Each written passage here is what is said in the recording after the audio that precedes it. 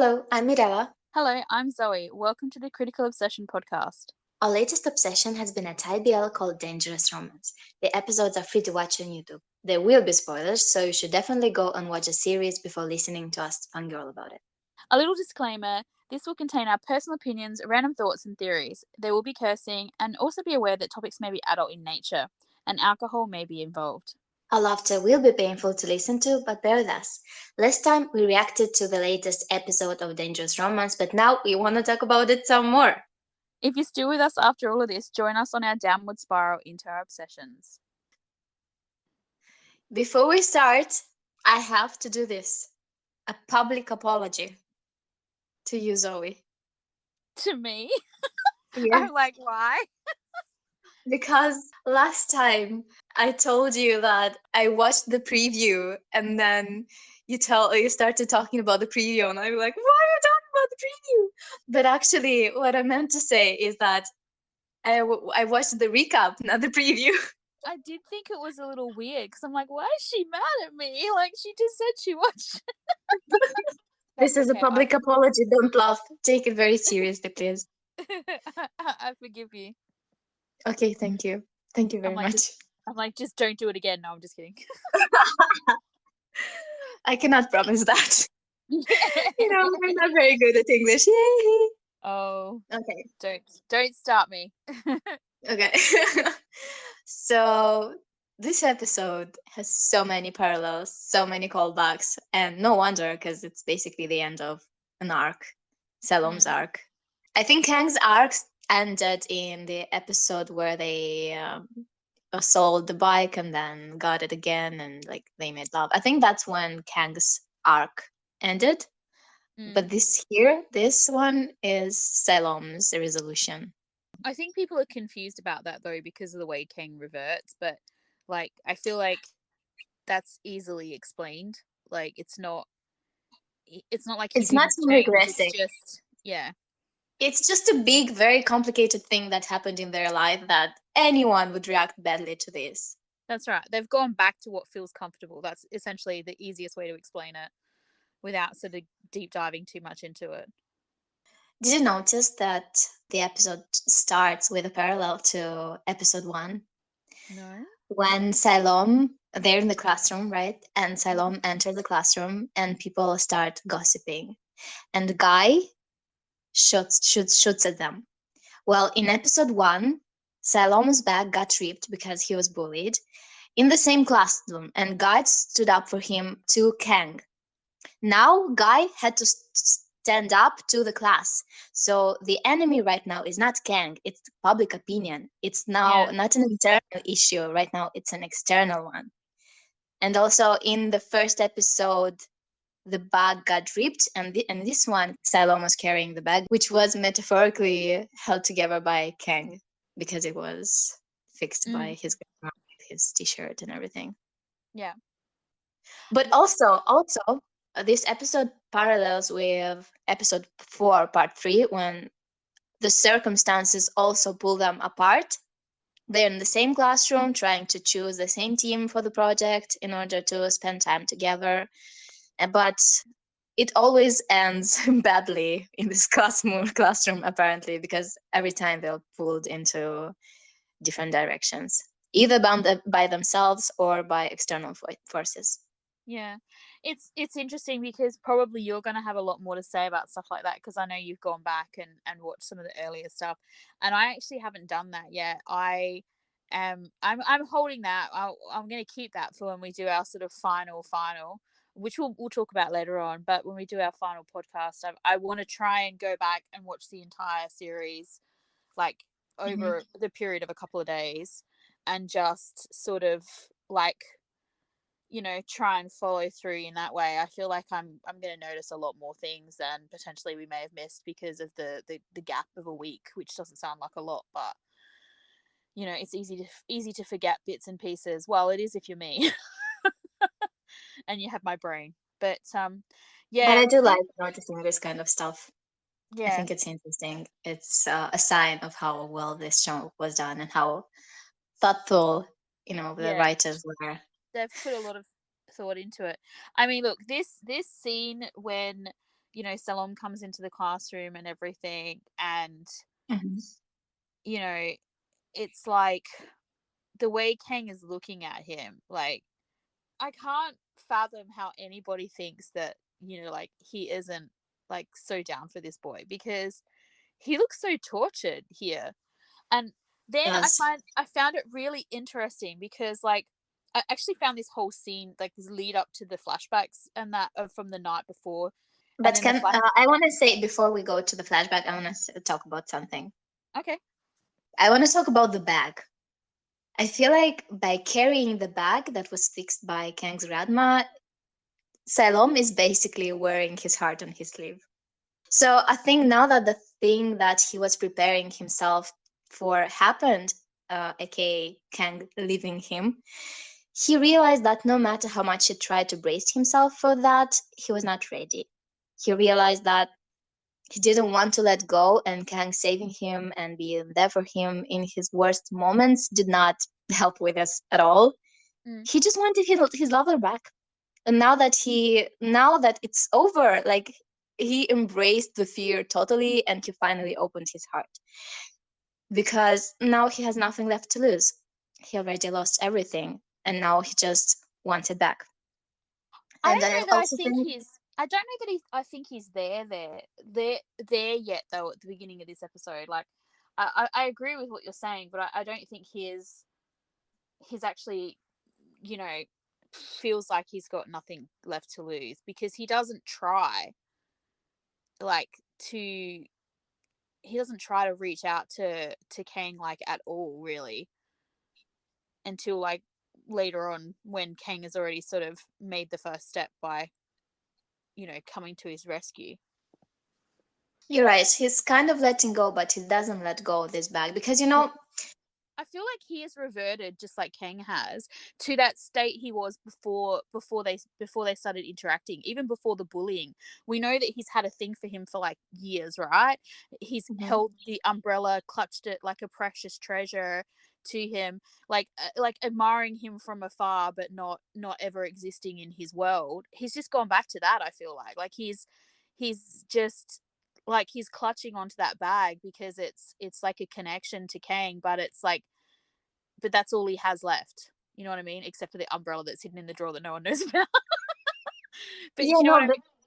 I initially even thought that Salom would add, we talked about this. I thought Yeah, Salom would add another item to the first umbrella, to as one of his hidden treasures, this bag, yeah. because I see this bag as a symbol of Salom's life. Kang messed with it, he bullied him, Salom lost his sources of income, his life became a mess, everything was falling apart, he was in danger, and then Kang's decision to help him led to Grandma fixing the bag, fixing Salom's life by providing shelter and covering the debt. And Mm. Kang's desire to help him held everything together and have I held everything together in Salom's life. And now that he felt everything started falling apart, the thing that held him together was the understanding that no matter what, Kang still cares for him. He still showed up to save him. I think this is the thing that's giving Salom strength to go on. This is why he called Kang. This is why I feel like he kind of let go, but he still knows deep inside that Kang still loves him, and this is why he later tries and he is tentative and he's not really that surprised to see Kang following him. I think like he's holding on to the bag because even though even though he does keep pushing, well, not he's not no, he's not pushing Kang away. Kang's pushing him away, but he's like accepting it. It's like he's he's expected this to happen and all the rest of it, but he's Yes, not ready. He's not ready to let go. He's not ready to put that bag in a drawer and just forget about it. yes, but he wants it, but he won't do it because he thinks he doesn't have the right to, because he feels that he brought this mess upon Kang. Oh, of course. Yeah. And this is But he why they does don't. want everything back. This is Yeah. why he holds on to this bag. This is why, like, you could say that carrying this bag would be like a sign, that says "owned by Kang." But actually, if you analyze it, the bag means fixed by Kang. Yeah. And I find it so funny. I have to say it right now because the way I did not notice it the first time we watched it, that the bag saved his life. I mean, Yeah, I don't think a lot of people notice that, because I watched a couple of reaction videos on YouTube mhm. and not one person mentioned it. I was like, did no one else notice that the bag This literally is so saved him fucking from deep. getting his Just head blown off? Like, the bag, the symbol of Kang fixing his life, and then Kang himself appearing and saving his life. Oh my god. yeah. I mean, like, if we had got a line where he'd said something like, you saved my life twice tonight, I would not have been surprised, because I Mm-hmm. feel like he would have connected that too, like the fact that that bag is what it represents. Yeah. It's like King's, yeah. So So let's talk about the flashback. okay, so what I was saying before was that I thought this scene was really interesting because we're watching him watch Salom, Mm-hmm. and then the flashback starts. So I remember watching it, and initially I thought that it was going to be from his point of view because it made it I look think it like he was starts. remembering. I think it starts with his point of view, but ends with Salom's point of view. See, I feel like it's very much Salom, but it did make me wonder though, like, because yeah, it's very clear that the end of the scene is not from his point of view anyway. But Yeah, I but feel like I think he is thinking. We intended to understand that he is thinking back to that moment, and the memory of it makes him unhappy. He's upset with himself. He regrets his actions. He's angry with himself and with the whole world. I think that's why we first see him and Absalom, because they're both in that position right now because of what happened. Like maybe they both regret that moment. yeah, I mean, it's interesting. The reason why I sort of like stopped and sort of I fixated on it a little bit Mhm. is because if it is meant to be what you're saying, then that's excellent. That's a great way of doing it.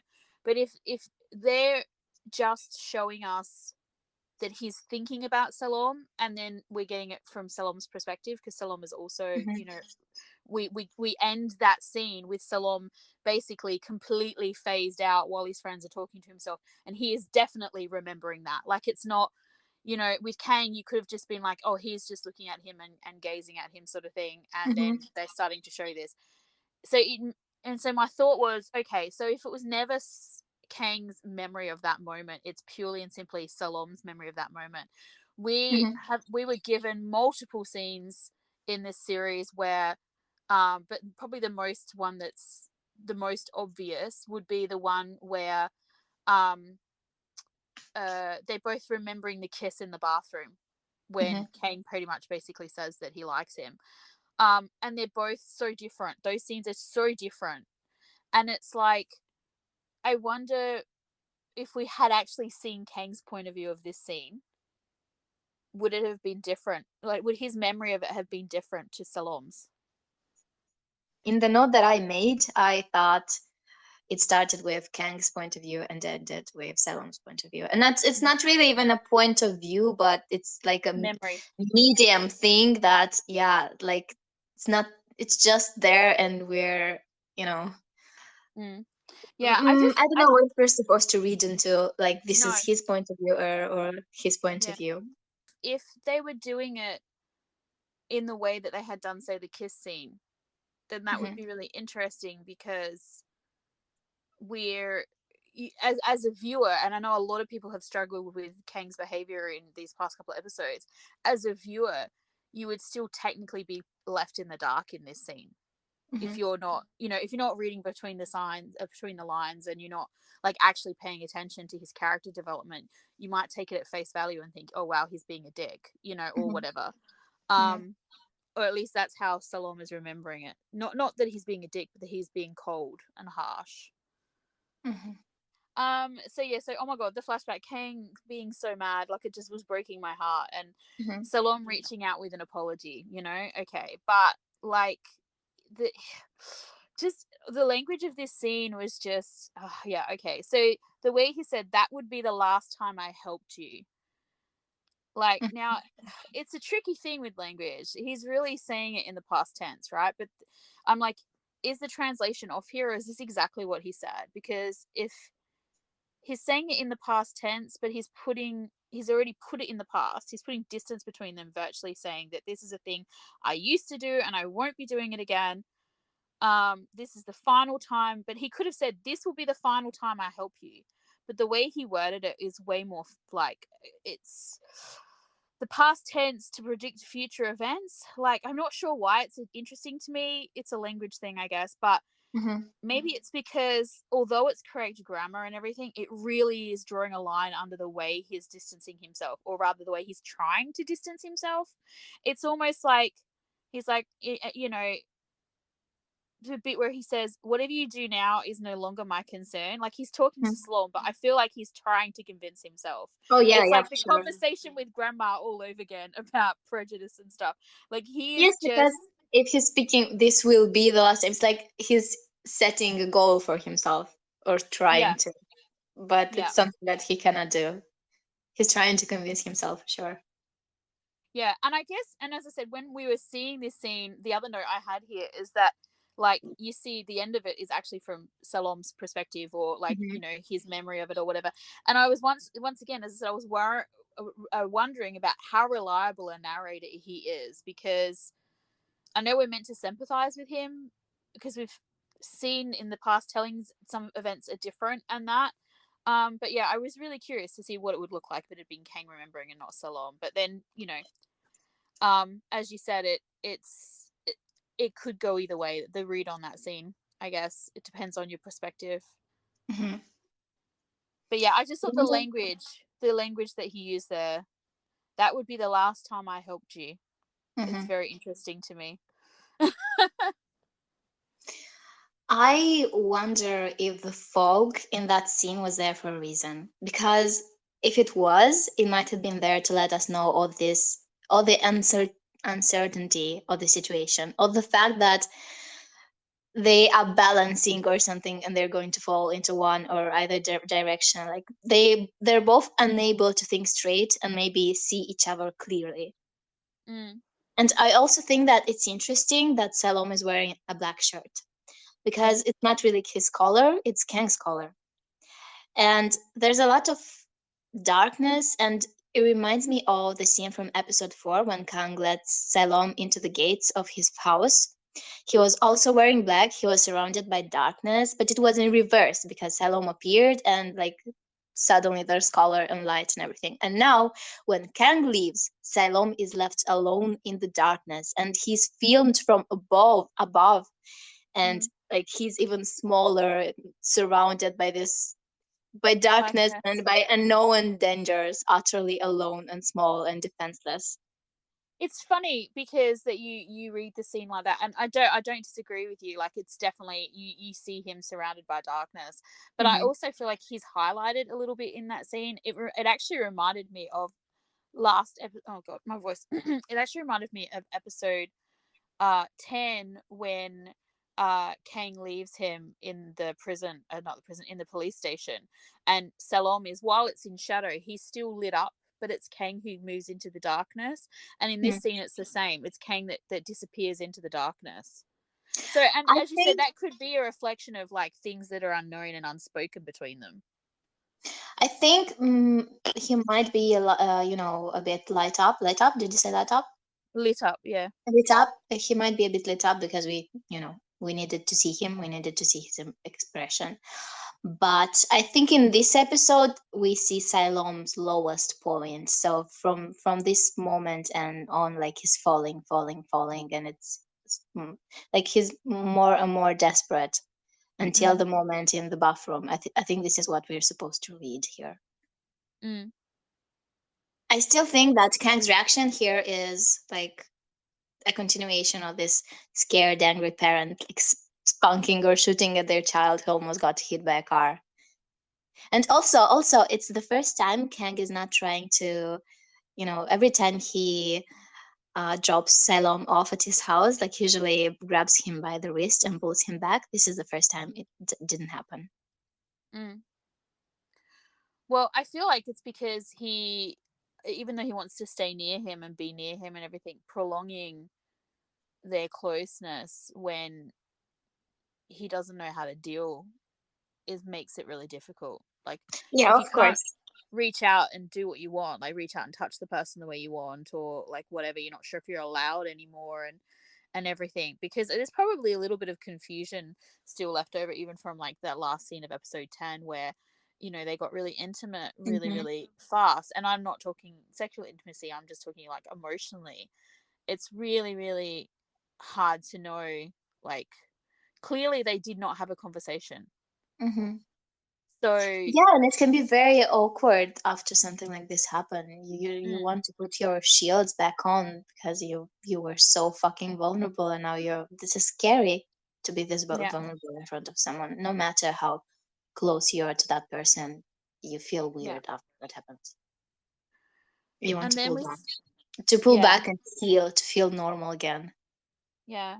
And then we sort of go back to the scene where he is in the hallway with Otto and Guy.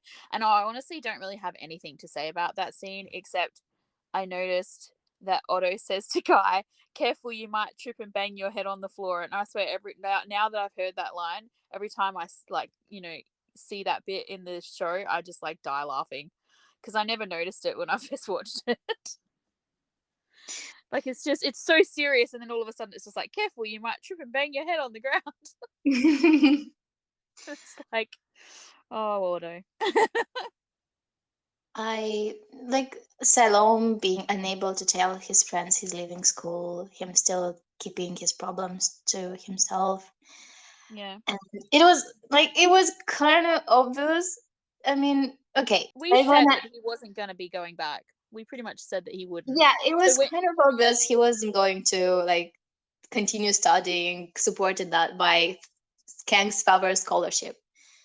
From Salom's point of view, applying for another scholarship would make him feel like he's leeching off someone else's money in this situation right now, and it would make Kang feel like he's switched from another wealthy donor to another one, and he wouldn't want to make Kang feel used. I think it's that, but I also think he's just so low right now that like just even the thought of going to school and like maybe running into him, maybe seeing him, or like just even like trying to concentrate on something that probably right now, given what his brother is about to potentially face, is like so trivial to him and just really in the grand scheme of things doesn't seem very important anymore. Like it's like what he says to Sophia about like, like he's going to do everything he can. He's putting all of his Money in the basket, yeah, money, it balls, basically balls into in the yeah, basket, money in the basket. yeah, eggs in the basket to like to basically to be solving this problem, like to be fixing this problem, to be saving his brother, because he can't deal with anything else. Like he Focuses can't all his deal. mental energy on Yeah, this. he Hmm. I feel like he cannot like deal with what's happened with Kang, and so he's going to focus all of his energy on something he thinks maybe he might be able to change. Which Well, is this is interesting not to what I see. was thinking about when I thought he would not be going back to school. Like I would just like he would not, take this money anymore and study there and just be like, haha, everything is fine. That was just Yeah. not natural. No. But this I also mean, too, it he's makes not. sense. Maybe especially when thinking about the future and what to do and what his goal is. Yeah, this does make sense.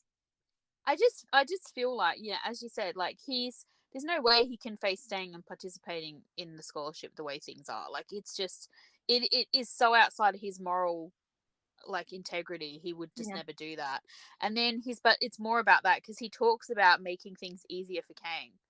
Like he's not considering making things easier for himself. He just all he says in regards to that is that he finds it challenging just to make it through the day. Yeah, And but that can you imagine? Can you imagine him suddenly having another sponsor? For example, if he accepted Pimfa's FIFA. offer, it would look so bad. Like, Well, it would, but also, could you imagine Kang? Kang would not deal with that at all. I mean, look, okay, so the problem is with this whole thing, and once again, I saw people going like, "What the hell?" about the way Kang behaves in a minute when mm, he takes the pin and everything, and it's in direct correlation to what's going on right now. So, okay, so basically, he did not tell his friends even, right? They found out from the director or the teacher, like whatever.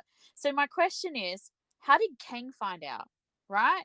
So first Maybe off, he expected, like maybe he knew. I think he probably knew no, that this was going to happen.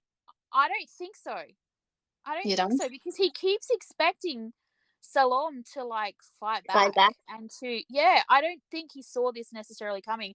I suspect that he either was like told by somebody, like maybe Nava told him because like Guy he was there when Guy and Otto found out or something, or maybe he just overheard other people talking about it, and it's like okay, so Kang's hurt, right? Like he's confused, he's grieving, probably a little bit for his father, who okay, he's not dead, but this like potential lost opportunity to make up, and he's Mhm. also grieving this loss of connection with Salom, right?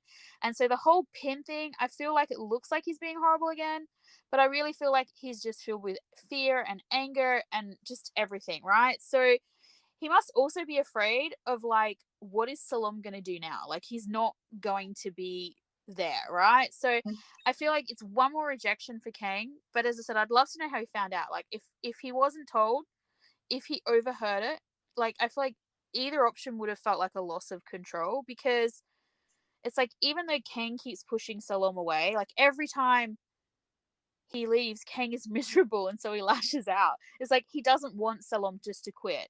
And I Yeah, feel but like no I think even though he doesn't want Salom to quit, like there's no other way he could have acted in this situation. And I think Hank is not. I mean, he does have a lizard brain, but I think he understands it. And even though it makes him angry, I think the thing that makes him angriest is the fact that Salom doesn't just try harder with him and doesn't reach out to him for help. Yeah, I don't know. Maybe this. I have like a whole thing with this. So like okay, I feel like no one is calling Salamot for his behavior here because like we understand it, right? He's not in the wrong. Like he hasn't done anything wrong. Kang sort of like pushing him away seems like it's he's in the wrong. But it's like we've seen Salon put all of his focus and support onto Kang in the past few episodes, like putting Kang's needs first, but suddenly he's distancing himself from Kang, right?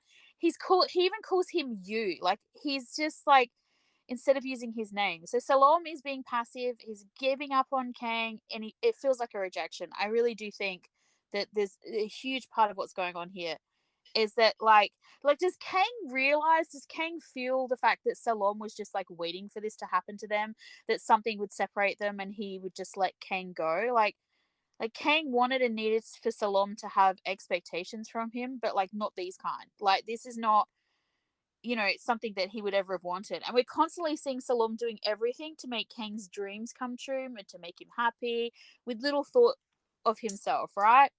And I saw a quote the other day, and it was love is the condition in which the happiness of another person is essential to your own. And it's by someone called Robert A. Heinlein. I think I pronounced that correctly.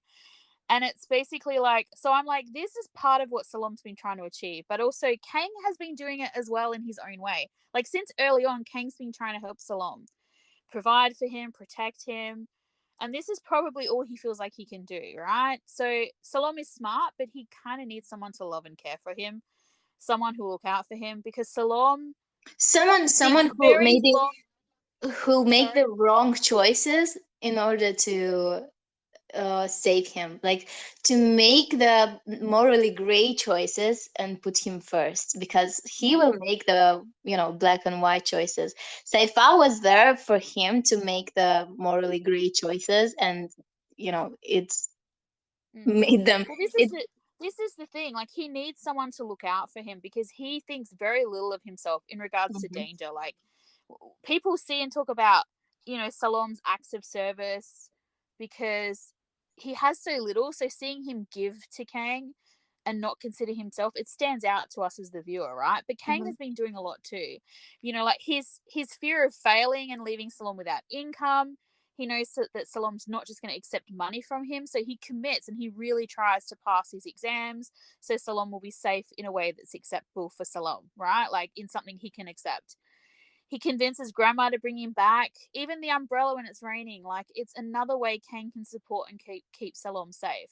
So it underlines Salom's lack of self-preservation skills that we know, like we all know he's got an umbrella he could use and yet he doesn't, right? So We know it's this precious keepsake, but Salom, who's usually more sensible about stuff like that, still chooses to get wet rather than damage or losing the umbrella that Kang gave him when they were kids. So he has no thoughts for his own health or his own safety.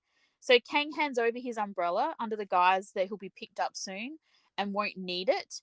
But it makes me wonder, did he know it was going to rain that day and just bring it to school just in case Salom didn't have one with him? Like, there are so many examples where he does something, and I need more time to go through and gather them. But, like, yeah, here in this moment with the pin, I feel like it's all tied to Kang's anger about being left behind and being shut out. And I'm not saying it's rational at all. Like, I just feel like here in this moment, and in the night before the flashback, when he doesn't have the skill set to articulate how he's really feeling. So, like, and like Salom really isn't trying to bridge the gap here. Like, he tries to apologize and all that, but both times he calls him you. Like, he's not Oh, I using have Kang's more. name. I have Yeah. more to say about this. Oh yeah, I do too. But yeah, like, so, like, but he's not. I like just wanted to yell at both of them, like both for Salom to fight and Kang to use his words. And Mhm. it's so painful because they really don't understand each other here at all. Like, Salom has stopped trying because it's easier to think Kang, you know, uh, Kang doesn't want to be with him anymore or whatever, because this is the way he thinks it should be, right? And so Salom leaving makes things easier for Kang without knowing that it's actually just making things worse for him. So while Kang can't wrap his head around about how they could still be together, so like with Salom here at school, at least when Salom was here at school still, he can still watch him and make sure he's safe. Like, it's something he inherently needs to do to feel at ease, and Salom is taking that away from him as well. And it's just like, in the classroom scene, right? The look that Kang gives Salom is one of such intense longing. Like, I believe there's more obviously going on in that, because there's so much confused, mixed feelings in Kang, like, all throughout this episode. But at the base of it, I feel like it's longing, and I think he hates the distance, even though he's the one that's invoked it. And this scene, I feel like Kang trying to let go of his anger in this moment and trying to let Salom go. Like, he literally sort of just like goes to leave, but then Salom puts further distance between them by once again saying you instead of his name. And I feel like he just gets really pissed off, because that's like, it seems really obvious that, like, that's what he's doing. And I think, and thanking Kang for the care that he's given him while rejecting it also.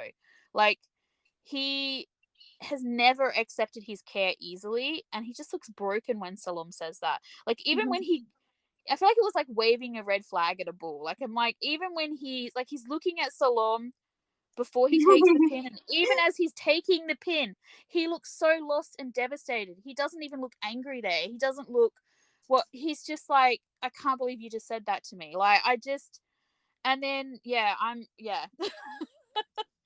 I just feel like he's just, what can he say in that moment? He can't say anything. You have stepped away from me. Okay, fine. Then this is not yours anymore, and you don't deserve to have it. Like, I feel like, yeah, I feel like that's where that's come from. I think I think Hank is there too because he wanted to see him go, but he realized that he couldn't watch him leave. Yeah. And he moves past him saying nothing and tries to leave, but he hears the thank you for the care that you've given me all this time.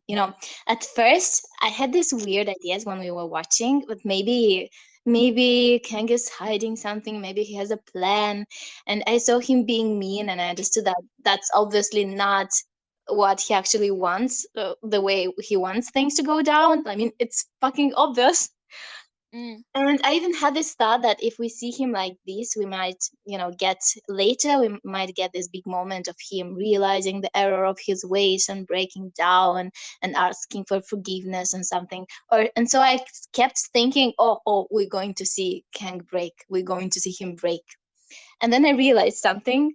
This is the broken Kang. He is broken. This is how he acts when he's broken.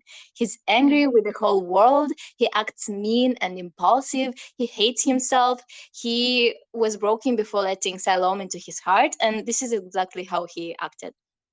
And now hearing Salome say, "Thank you for the care that you've given me all this time," which sounds like a fucking "I loved you and now goodbye forever."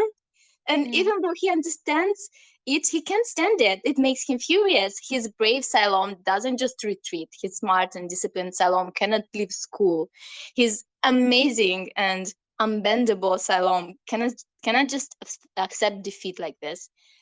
And his wind cannot just abandon him carrying. It's funny because you say waving the red flag. What I see here is him waving the white flag and like act like this was something that he always expected of Kang, and like this is a perfectly reasonable resolution to his to their problem, to this issue, to this situation. And Kang cannot stand this idea.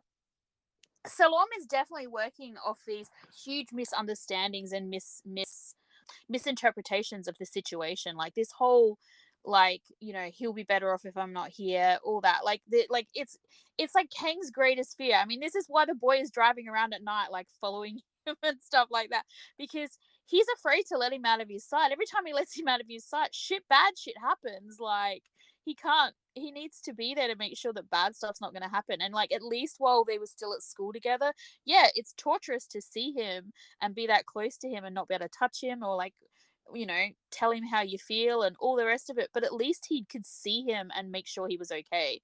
And he's just taking that away. And the other thing is like that whole line that, you know, thanks for the care you've given me all this time, like the entire time that they've been together, and even before, like leading up to when they became a couple, like Salom has fought him at any sort of like turn where he's actually tried to do anything caring for him, or like, Mhm, you know, like he keeps holding him at a distance and stuff. And mhm. so like to thank him for something that he basically has been rejecting him for all this time, I feel like he kind of slapped him a little bit.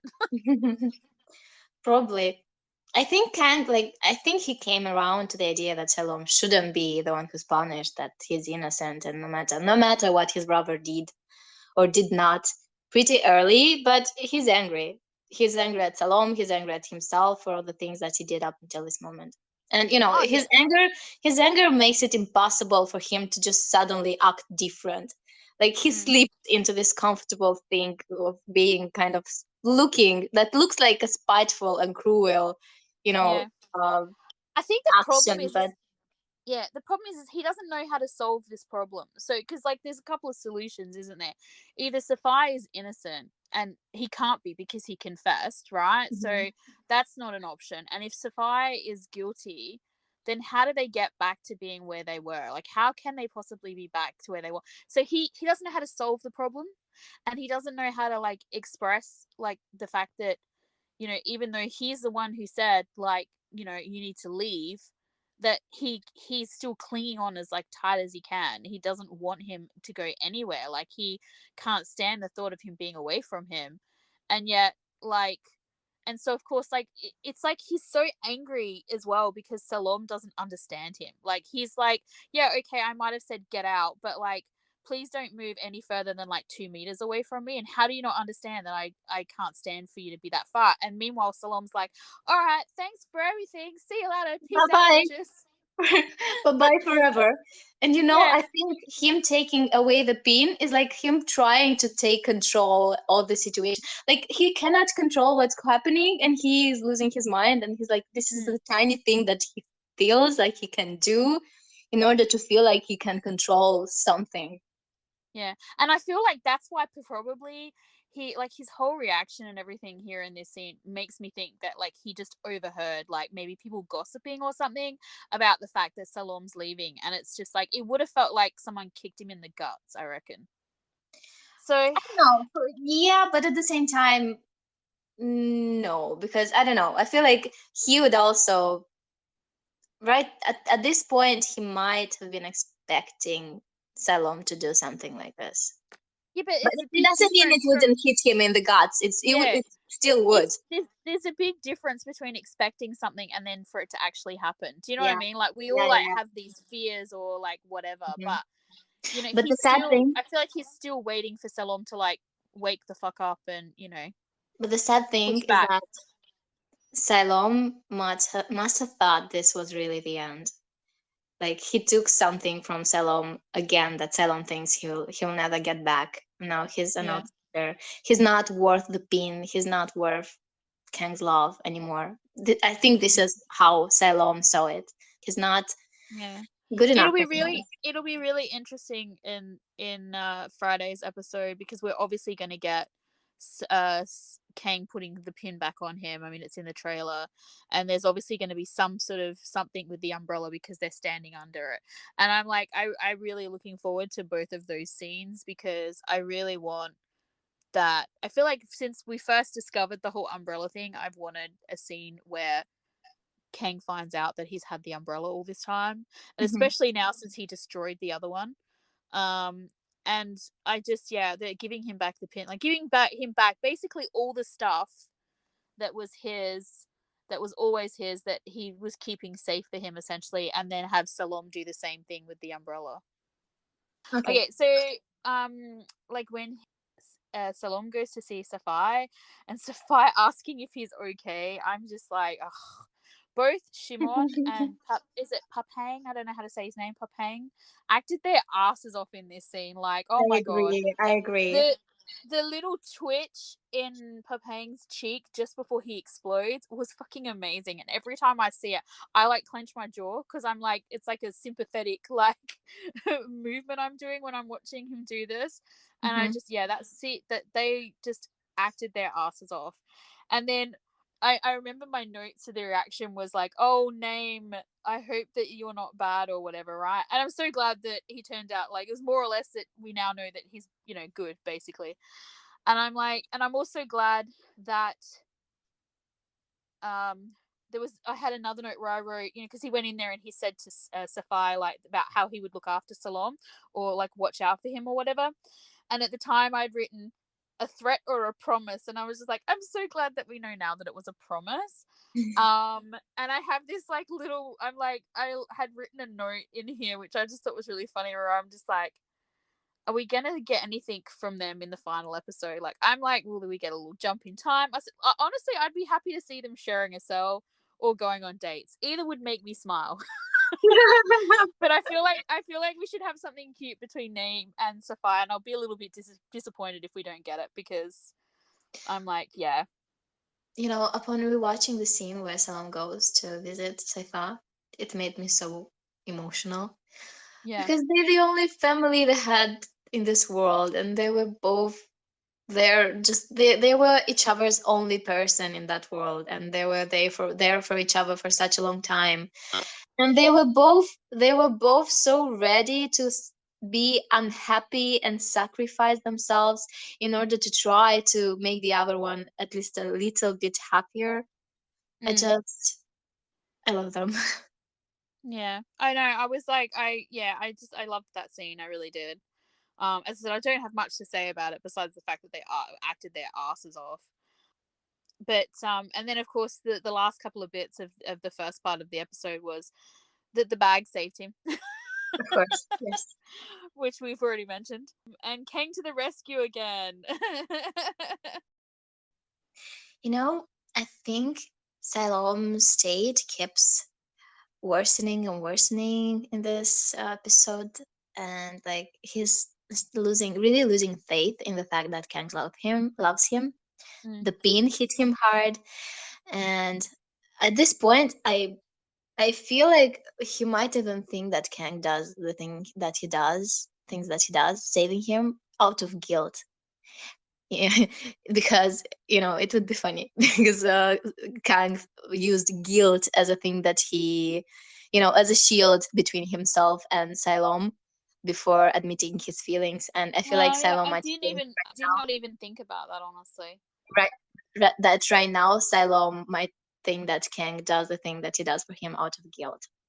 And even the fact that Kang brings Salom to a love motel stands in sharp contrast to their trip to Korat, where he was trying to provide Salom with the best possible taking him to the best hotel rooms, keeping commenting that the room is not good enough. And now he says, "I think this is the best place to be for now." Like he does add a justification for this, but it still feeds into Cylon's fear and doubts, especially when he leaves him there alone. Like this is the place where Kang never wanted to see him, but now he's bringing him there himself. I mean, how can Cylon? ask him now. I think Silo might ask himself, "Is this where he thinks I belong now?" Well, it's interesting because I wrote a note and I'm just trying to find it. Um yeah, like if we I want to go back a little before we get to the sex motel, because there's a couple of interesting things I saw online and stuff about the scene with the cop. And I Mm, mean, like okay. he was a real dick, right? I mean, let's just Mm, get that out the way. Um, but okay. Yeah. I saw a bunch of stuff on Tumblr, and I think I also saw a post on Twitter as well that makes me think that this scene is way more significant in the book. So I'm actually curious to read that, because people kept talking about Kang's restraint here, and so I get the impression that in the book he's less restrained. Um, and I must admit, his restraint in this scene kind of surprised me a little bit, because you know, um, I feel like we did talk about this after the episode. We talked about the fact that like Salom's upset and visibly argumentative because like he believes he's in the right, and so the cops should support him. Like that's his moral sort of understanding and how things should work. And yet Kang, like, he doesn't seem all that surprised by the lack of, respect they're getting, because he also lacks respect for authority figures because he knows they can be bought and paid for. So, like, those two things are interesting, but I get the impression from the book that he is not that restrained. He actually, like, blows up and gets I angry. actually like the way. I think they did a good job because it is faithful to the character. It is, and it is not. I don't know. Yeah, I think it I mostly feel is like if he because had gotten, he was always really careful with adults. yeah, And the thing that when he shouted at his father, that was something very surprising for everyone involved. yeah. I feel like And if he had gotten angry here, I could have understood it, because mhm, he's very easy to get that way, like when it's about Salom and especially his like safety. But I also mhm, understand him not doing it because it matches the scenes later on. Like he's being quite reserved in like what he's showing Salom of what's going on. So like it's funny because the other thing that happens in this scene as well is Kang calls Salom his friend, and it both made me happy and also was kind of a little soul destroying, because if you think about how he chased after the boyfriend title so single-mindedly until he got it, and now it's like lost to them in this moment, but we'd upgraded from like you or classmate to like friend. So I was like, on one hand I was like, oh, but on the other hand I was like, oh.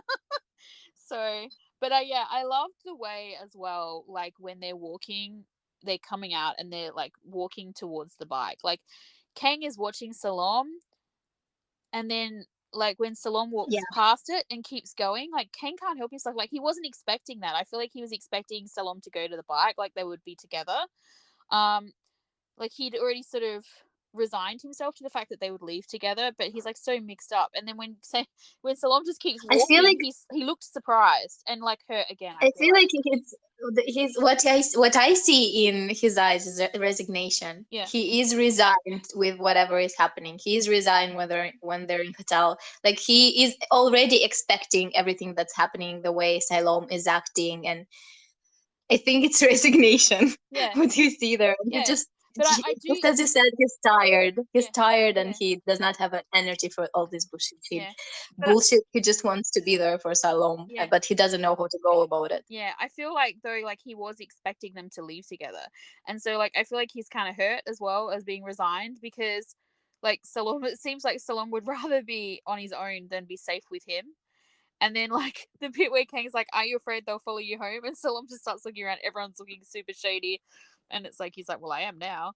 And so when we get, Actually, I think he understands that Salom is just not thinking straight right now well, that could be the because case. Like there's a he's bit just of like, "You're just gonna pity like in his wander eyes off." because he's like, oh my god. Yeah, I'm sorry. you're right. It could be a commentary on him pointing out the fact that like once again, Salom has like zero self preservation instincts. Like he's just Yeah. wandering off after almost being shot in the street. Like cha la Hmm. la la la. I'll just head home. I'll be fine. um, but yeah, He needs someone to I feel take care of him. yeah, Yeah. I feel like for real, like he just cannot help himself. Like it'll be the last Mhm. time I'm ever doing it. Yeah, just one more time. But he definitely in this scene for this bit here, not only with the rescuing him after almost getting shot, but also taking him to the police station and then taking him, getting him to get on the bike again, all the rest of it, and then he's taking ownership of like what's going to happen next. He's totally making a Mhm. mockery of his past promise to Salom that he'd no longer come to his rescue, or be concerned about his safety. It's like Do you we think he we believed? Do you think he believed himself when he said that? He Well, just. I feel like we all knew it was a lie when we saw the flashback, but I feel like he now knows it's a lie as well. I don't know if he knew it at the I time. think the Like, only person who didn't know it was a lie was Salom. I know, right? And yeah, so Kane taking him to a sex motel, like he's so vulnerable in these scenes, Salom, I feel. And the bit on the bike that you're like when they first get there, I found it really interesting because Mhm. it's funny you're talking about like Salom's feelings about him leaving him there and all this sort of stuff, but I can see it from Kang's perspective because Kang is like he's taken him to a place like he basically says why he's doing it. It's close to Mhm. the police station, like they're Mhm. close if there's something bad happens. Um, Yeah. and this is a place where you can hide your vehicle, like it's not obvious from the street who's staying there. Like there's, they Mhm. can't go home, they can't go to a normal, like he's taken them somewhere where Mhm. perhaps they would not expect to find Kang, like Salom Mhm. maybe, but not Kang. And so, like, but what he says to him, and so I feel like he is, I feel like this is really interesting because Salom's face looks like he's already been abandoned, like when they pull up to the motel. Like even though they're still together, Yeah, because it fits his insecurities. it Is this does. is It this does, love? but Is it's this it's like? once again because of what Kang says. Like Kang's like, I think this is the best place because if they come back or something, you can go straight to the police station. He doesn't say we can or whatever. He's like, so I feel like Salom is like, he's already leaving me here. Like, I don't know that he even Mhm. expected Kang to go inside with him. Like, was he Mhm. just gonna drop him off and leave him there? And this is Kang like not using his words properly. Like he's yeah, he's single mindedly on It's like Salom's safety, and he's not really thinking about like what he's saying. his words in this episode represent what he thinks he must do, but he doesn't. He doesn't just save him one time and let go. He Mm. doesn't just leave. I mean, I think also he he's can't. just like, I think he's also getting to the point where he cannot stand lying to Salom anymore. So like the bit where he says to him, like, were you following me or whatever? And he says to him, "Oh, I was just getting my bike washed." So like he's clearly lying, right? Like we know he's lying. Salom knew he was lying. Whatever. And whether it's Salom was thinking what you're saying and thinking it's out of guilt or whatever, that's I feel like that's not like a big point. The thing is that they both knew he was lying. And then when he says to him, "Why did you save me?" The way he can't even bring himself to answer, he like actually physically leaves the room because that's a whole can of worms that he doesn't know how to explain. I don't know if Salom knows that he's lying because he's so lost and hurt. And I think he starts why he breaks down like this because he starts believing that maybe Kang doesn't want to do this, that this is what he's going to do, or maybe he starts believing that this is what Kang thinks and this is how Kang Yeah. feels about him. Well, he's definitely I think that spiraling. He's definitely spiraling I in th- this scene. I think he does believe Kang's like he's insecure and hurt enough to believe that Kang, was just It's so even it's though it sounds ridiculous. yeah, it's so funny to me because like as I said, I feel like Kang didn't want to lie to him, so he just does not say, so he leaves. But I also feel like he was a little bit pissed off again because the fact that Salom even had to ask, like, what the Why fuck, did you like, save me? yeah, Oh my like God. what does what you know what I mean? Like, I feel like even though he had only just told him he was done being his savior, like it's like the only thing Can't you tell actually, I'm lying? yeah, it's like the only thing that Salom has actually ever let him do for him, even though they've never really spoken about it. Like Salom has thanked him before, like after Oh, the you know thugs what to do beat right him, now? after the escort scene. But for Kang, it's not something he needs gratification for, right? And You're going to laugh. so and Sorry. so no, I was like, and so I was reminded of another quote, like in when I was like watching this bit, and it's like, okay. I don't know who said this. I couldn't find it, but I remember reading it. I actually had it like written down in a notebook from something else I was, interested in. And basically, it is the best kind of people are the ones that come into your life and make you see the sun when you only saw clouds. The people that believe in you so much, you start to believe in you too. The people that love you simply for being you, the once in a lifetime kind of people. So, and I feel like he doesn't need Salom to thank him for doing these things. Like, he just needs Salom to love him and know he'll always be there to protect him because he's Kang's son, right?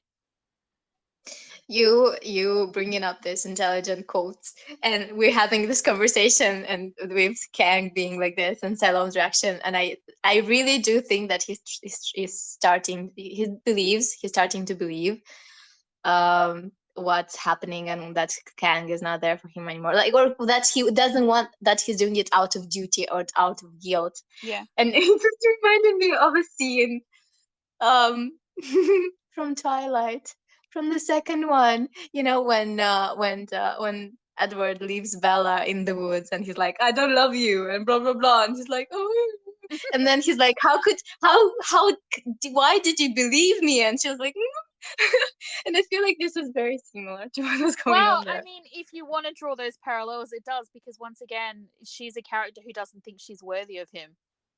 Yep. So we've um talked a lot about in this series about how Kang feels unworthy because he has like low self-image, low self-esteem, whatever. But yeah, Salom is just as bad. Like, he also, it's not but that he yeah, doesn't but it's not that he doesn't think he she's doesn't worthy, think. I just think he's just realistic in that he doesn't think it would work between Yeah, them. his background, his story, and Skank taking the pin away. Right. You're not good enough because of your whole baggage of crap that you have with you. Yeah. His brother, and everything that's happening to him. Yeah. And the scene where Kang tends to Salom's wounds, like, he is methodical and distant. And I saw a gif of Salom's face, and after he exclaims in pain, there are so many emotions on his face, just replacing one another, and it's like his eyes say, is this how he is with me now? Does he, like, not care that I'm in pain? And you But can see the hurt in his eyes the before he problem disappears. was the problem was is this is how Kang administers medical support. He just was Yeah. unconscious for the last lot of it. Because Yeah, I'm remembering the oh god, what do you call it, sponge bath scene where he's like basically like just like slapping him with the towel. yeah, but he looks detached, but also, if you look at his face, he looks as if he could start crying at any given moment. Oh Kang.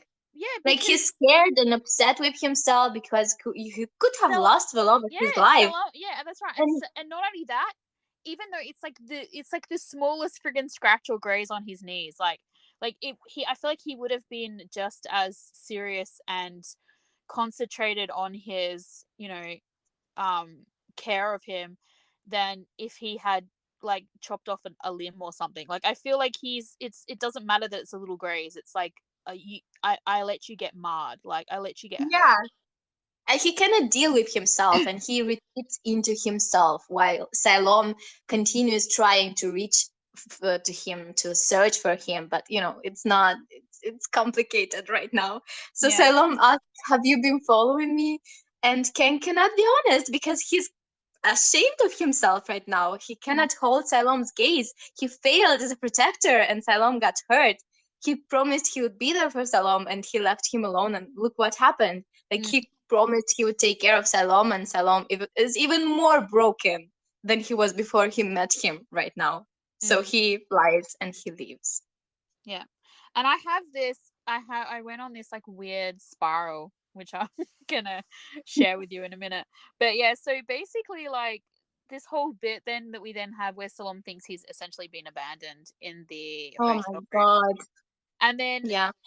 we get Kane coming back, and I'm sweat. This boy, he's so sundear. The way he brings him the fresh clothes and the food, being all like, "I was hungry," like, and I think he's Mhm. pissed as well. Like, he kind of grunts or something when Salom's like, "I thought you." He didn't even get the full sentence out, but he was basically like, "I thought you'd left," And Kang once again is just like very non-verbal about it, because I feel like he's like, seriously, you thought I would fucking leave you here alone? Like, what is wrong with you? But he can't say that, like, because the conversation that happens after that, they're not ready for yet. So, but I feel like Kang has accepted here that Salom keeps expecting Kang to abandon him, which Mm-hmm. must feel like absolute shit, considering, as I said, Kang has only wanted good expectations from him, and now he's finding out that Salom is only expecting bad shit from him. And so the whole scene and pretty much this whole entire series So made me think painful. a lot about the dangers of expectations. And it's like, there's just, But, like, they yeah. could be so unhealthy, like, because, obviously, an expectation, you're expecting to consider something that's going to happen, that's necessary, and having an expectation rarely takes the other person's background, experiences, and understandings into account. Like, you are not considering necessarily the other person when you're putting these expectations on there. So, like, what's happened, and it's like, what can happen is this like idea of um self-fulfilling prophecies, right? Mm-hmm. Where people rise or fall depending on our expectations and beliefs in them. And it's like, you know we treat people that we think are going to succeed better than we treat people who will fail us. We give them more opportunities to succeed. We give them more accurate and helpful feedback if they think they're going to succeed. And, like, but we don't pay that same attention if we think they're going to fail us. And it's like, so okay, if we're looking at it from a relationships perspective, the having expectations of your partner, right? As long as they're meeting them, it makes them feel accepted, it makes them feel happy, and all this sort of stuff. But, like, when you when your expectations don't meet their needs, then it's the exact opposite. Like, it's like torture. You can't, you've already failed. Like, you can't meet the Mm-hmm. expectation because this person is not, in his dad's part, he wasn't expecting anything of him. So that you Mm-hmm. can't fail because you can't, there's nothing to, you know what I mean? Like, you've already in this position of like depression because it's like a false expectation. And then Mm-hmm. this, what Salome is doing to Kang here is like, It's it's it's, expectation to fail. yeah, it's so horrible because he's not giving him a chance to, like, I mean, you could go, oh, okay, well, he can exceed his expectation. Of course he can, but, like, because Salom is so, like, he has this expectation so deeply rooted into himself, he's not seeing when Kang is actually there for him, like, in a lot of the times in the past. And it's just, yeah, and it's funny. I just, the way, you know, they, in this scene, the way they are. And so, like, I feel like when he comes back in and he sort of just grunts at him when he says, I thought you'd left or whatever. And he's like, no, I just went to go and get food because I was hungry. Like, he's just like, but he's accepted the fact that Salom is just expecting him to, like, walk out the door. And it Mm-hmm. seems completely irrational because for all intents and purposes, he did push Salom away first. But Mm-hmm. but Salom has been doing this for a really long time. Like, this has just come to head now. It's just more obvious to him now. And it's like, and then you see Salom, who's like going back in the complete opposite direction in a way that we've seen before, but we also haven't seen quite this way, in that he's falling back into this service role to Kang. Like, He's it's, terrified. yeah, like, He's the way he, terrified that he might say or do something and like Kangoo decide to leave again and for good. yeah, but he's He's doing so this, scared. he's doing this thing where he goes back into the role of service for Kang. Like, so once again, it's like he thinks that by doing this, like, by acting in this role, he's like gonna appease Kang and make Kang happy. But that's not what Kang wants. Kang doesn't want him to serve him. He wants him to, like, not expect him to leave. Like, he just wants him to be himself and not to, he, the last thing he wants is Mhm. like Salom to prostrate himself at his feet. That's, like, that's been done. Like, he does not want that anymore. He wants him to fight and to whatever else. Yeah, but and Kang is there with him, but somehow it makes it even worse because Salom is so confused and he thinks Kang is there for the wrong reasons. for the reasons that he cannot stand guilt. And the funny thing is that Kang does feel guilt, but it's the different type of guilt, of course. And it's the guilt that keeps them apart, not the guilt that keeps them together, as Mm, Salom might think. It's the guilt that keeps him from immediately embracing Salom and telling him how much he loves him and how sorry he is for leaving him, apart from all the other complicated feelings that you just mentioned. mm, But Salom doesn't know that. He feels alone and abandoned again and again. And they're both in pain. And Salom is vulnerable like an open wound, while Kang's vulnerability is mixed with shame and anger, and he hides it behind a mask of indifference. mm. I feel like though it's really funny because what, as you said, Salom is misinterpreted Kang's indifference in this scene, or his mask of indifference, because it's his way of like he's distancing them. It's so he can function and perform his duty, which from his perspective is to keep Salom safe, but also he doesn't want to make Salom feel uncomfortable. He doesn't want to get to the point where Salom is like telling him to leave, Mm-hmm. you know. And it's like this scene that we had where, you know, Salom says about glass walls in the bathroom, and Kang says to him, "Don't worry, I'm not going to watch you." It's a Mm-hmm. cool it's a it's such a fucked up callback to episode 9 Yeah, when he yeah, was like yeah. breaking his neck to watch Salom get naked in the bathroom. And like even the playful moment from like when Salom first moved into Kang's house and he like strip teased himself in the bathroom, like for them normally nudity in the bathroom, and we know bathrooms are a big thing for them, but like normally Mm-hmm. nudity in the bathroom between them up until now had been playful and flirty, and the tone here is so far from that. Maybe what Salom was looking for here when he said about, like when he spoke up about the glass walls, besides like obviously there's some anxiety attached to it. I was wondering Mm-hmm. if he was expecting and hoping Kang to be flirty instead, and what he got was like rejection. Like this whole Now idea of he thinks, don't worry, I won't look yeah, at you. It feels like a rejection, which like and now he seems to thinks it's be, really over. yeah, it's the final trigger. That's right. It's the final trigger for Salom to break down into this despair of losing not only his brother but more importantly Kang. And I say it like that, more importantly, because Kang is the one that features in the flashback moments. Like he's the main Yeah, cause for this feeling of loss. what is worse than not having the person you desperately love near you, having them close to you but indifferent? Yeah, and not wanting you. This Yeah, like this time, yeah, this time there's really nothing left to hold Telom together. Like yeah. he breaks. Yeah, and yet here I think Kang was actually trying to be respectful and mature and mindful of the situation, and like Yeah, he needed to maintain his distance so Salom wouldn't push him away again with his independence, because Kang has overstepped his like comfort zone or whatever. And they're just so out of step here in this scene. It's heartbreaking to watch them. Like Kang is trying to be stoic and mature and step up, and Salom just wants him to be his Kang who flirts and jokes and wants to hold him. And like, but Kang is so unsure of this person, like this person who won't fight back, this person who keeps backing down. Like he's so far, you know, he's even going as far now to accept Kang's help, and it's like freaking him out. Like he does not know who this person is. Like Salom has not given this to him before, and it's so far from him what Kang actually wants from him in this moment, and it's yet so his close. absolute lowest. Yeah, It's Telom absolute lowest in yeah. this moment. And it's like it's always also really close to what he's always desired from Salom, like this like idea of letting him take care of him and all that. But like this situation is so fucked up. It's like not at all what he wants.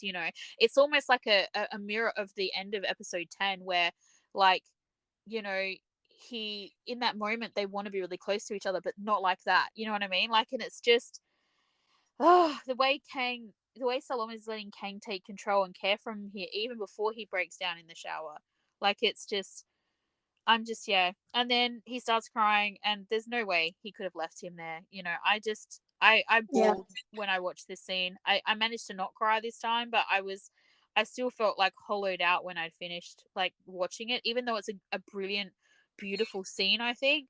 And I know I spoke about it as well previously in the reaction about how much I love, love, love, love, love, love. I saw discourse about friggin' this scene as well. How about how Kang was like it was inappropriate for him to like step into the shower and all this sort of stuff. And I'm just like, what the fuck is wrong with people? Like, honestly, this scene, this scene is so respectful and so beautiful, and it's like the way he covered him with the towel, like, because as I said, he would have previously, I said this, he would have been feeling so naked and vulnerable without actually being naked vulnerable because of everything Mhm. that's happened between them. And Kang not knowing whether his touch is welcome, and it's really intimate. And I just love that he covered with him with a towel. I absolutely loved it. And the towel thing, like, oh my God, I was thinking about this so much. Probably because, as I said, I love it so much. I feel like it's just one more way that Kang protects Salom. Like, he's letting him maintain his dignity, his privacy. He's given him the option to maintain distance between them if he needs it. It needs distance from the intimacy of the moment. Like, I just love this scene so much. And we've spoken about the umbrella being used as protection or a symbol of Kang's love for Salom. And I kind of feel the same thing a little bit about the towel. I don't Mhm. really know how to explain it, but it's like he covered him with his protection. And as he's doing this, he's expressing words of love, right? And I'm just, yeah, Kang crying silently behind him. But Once, the thing is that they think he broke into whatever, but the thing is that it's Salom broke down and like he lets go, and it's on his own terms, on his own accord. He knows Kang can probably hear him and see him, and he does it still. Like, he wouldn't have done it if it was someone else, but yeah, we spoke he about does it. this. And There's no way. yes, Yeah. and we know that he does it, and it's like a door being opened, Yeah, it's and it's a Kang walks in because he knows willingness. he knows it's about him. He knows it's because of him. I think he finally realizes that Salom, all this, him trying to be like, oh, goodbye forever and something. He finally realizes that it's all bullshit, and Salom, how badly Salom actually needs him, That's and he right. cannot just hold back anymore. He will be her. Like, he will That's provide for this that's thing. right. His reaction to Salom is very much like a show of understanding. Like, he's finally got the fact that, and even just in this scene, like in before the shower and all that, where Salom is like kind of desperately, I guess, trying to slip into this role that he thinks Kang wants him to be in. It's like Salom. It's like the light from finally turns on in Kang's head where he realizes that, like, they're both basically been trying to do the same thing, and that also that, like, he's not trying to be vulnerable with him because he thinks it's something that Kane wants. He is being vulnerable with him because he needs it. It's crazy, it's crazy how many scenes this moment calls back to. It calls back to episode 2, where Kang saves Salom. It calls back to all the episodes where they did something weird in the bathroom. It calls back to the scene where they made love, and like Salom said, "Promise, you take care of your things," and Kang was like, "Yeah." Again, two scenes: the one where they were in the tub, and the one before they made love. It calls back to the moment when Kang is angry with his dad, and he was told, like, I have nothing, and Salom is like, you have me. There's so much. This is such a complicated and amazing fucking story. I mean, everything coming together right now. I'm fucking sure I'm missing something. I'm so Yeah. sure. I didn't have this in the notes. I'm just like, it And I love yeah. I just feel like that the way, like, the words he used. I mean, I saw people saying, oh, they wish that he'd said I love you. I'm like, are you deaf? Like, he totally said I love you.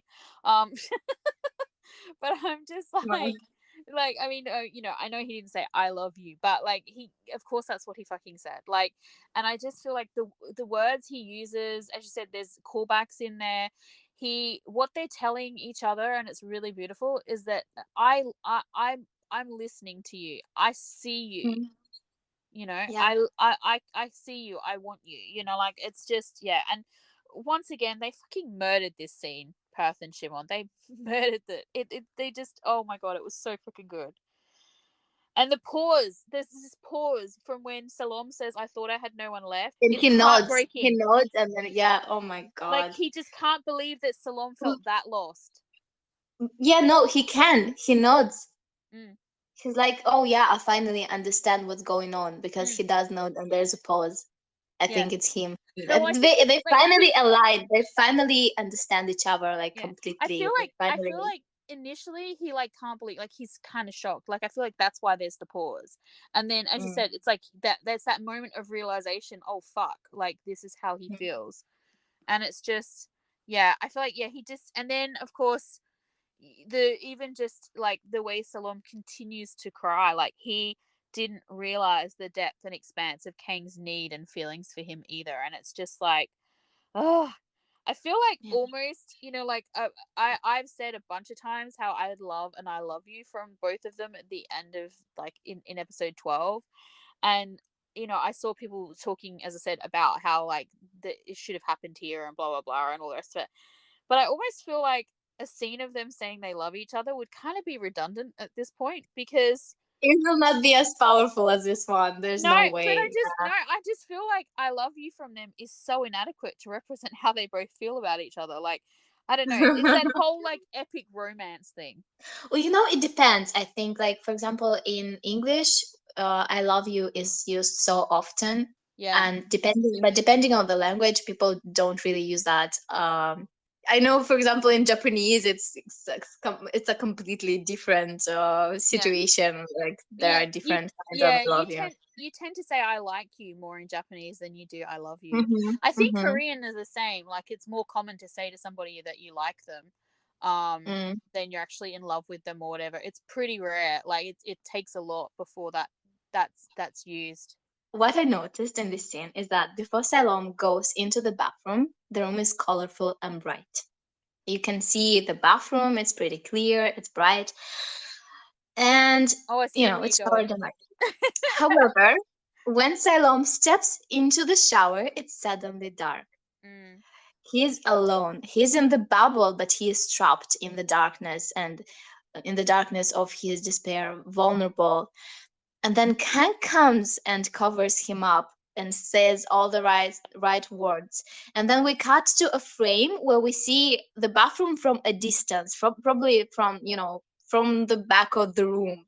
And now the room is completely like dark, and you see the bathroom as this bubble of light surrounded by darkness, and they're inside there, and it's bright because they're finally together again and they can face the danger and darkness of the world together. And another interesting detail is that there's a mirror on the wall in the hallway or room or whatever, and you can see both of them reflected in it.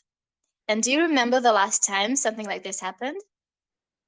It was mm. in the police station. There was a mirror, and Oh yeah. when Cat slowly got cut out of the mirror frame or out of Salom's vision or life, and now they finally reflected together in this mirror. That's interesting.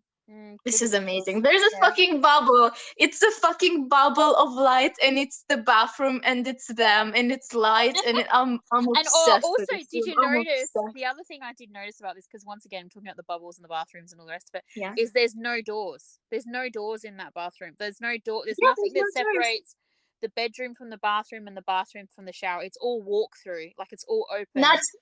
Yes, not real doors, no metaphorical doors. Siloam was vulnerable. All the doors were open. No, there were no doors. There were no doors. Do you Nothing. know what I It wish was we do just. you know what I wish we'd seen, and like we will never Mm, see it, so it's like it's a total wish list moment. what is it? But I would have loved to have seen like the camera on Kang when Salom first started crying.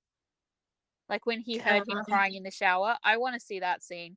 Because first off, I like think it would be amazing, and I think Perth would have just like, absolutely destroyed it. But like yeah, but it was.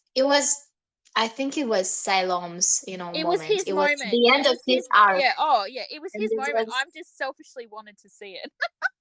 Yeah, well, it was good. I think it was good enough. It was good. I like it the way it is. Probably the next thing that kind of sticks out to me is when they wake up in the morning and Kang is holding on to him. Yeah. And Salom completely defers everything to Kang in this moment.